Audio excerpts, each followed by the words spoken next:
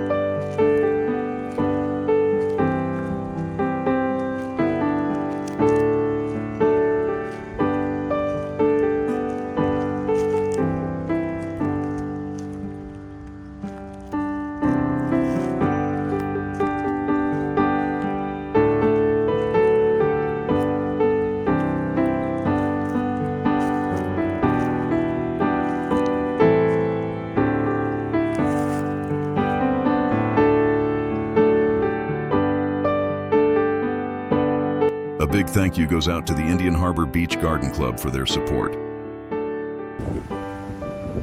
For more videos of this type, please subscribe to my channel.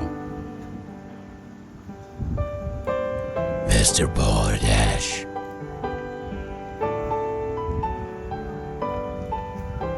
Please remember to give me a thumbs up. I enjoy reading your comments.